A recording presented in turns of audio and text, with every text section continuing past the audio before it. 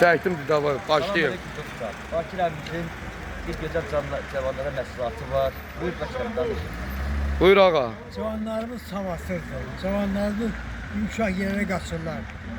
Kazançlarla gitmirlər, işləmirlər. O kadar iş var ki zaman işləsələr istəyərlər. Prosto Bariqa en gözəl işdir bunlar için. Nəşi satmaq, tez qazanmaq, varlanmaq. Sən yaşqı çox istəyirsənmi? Yaşqı mən həmişə çox sevmişəm. Yaşqı iş adamıdır. Öz işinlə. Halal zəhmətindən pul qazanandır. Elə olmalıyıq, əlbəttə ki, Elə. əlimizin qabarınla, əlimizin zəhməti Həm də- qazanmalıyıq.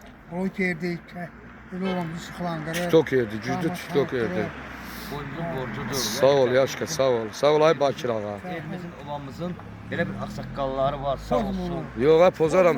Ha bu da bura has kənddə Yaşqa. Arafır kəndidir. Sabah məni qınıcı alar ki, başı niyə? Mən Arafır elindəyəm, yerin fərqi yoxdur. Yaşasın bizim, harada millətimiz var orada. Arafırdayım, Arafırda mən kadr çəkirəm.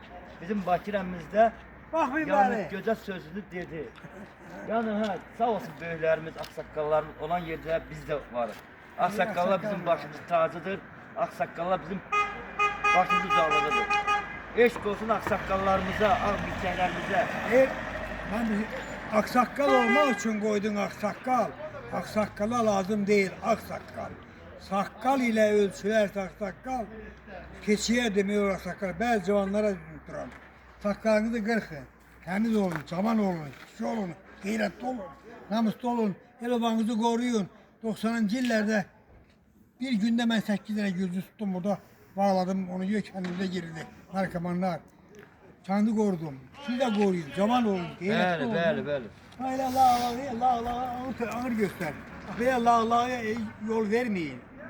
Yəni əsasən zəifimizin, imkansızların, çörək olan insanlarımız var. Əsas da bax məscidimiz odurana, bax məscidimiz. Məscid odurana. Gəlin Allahın evində namazınızı qılın.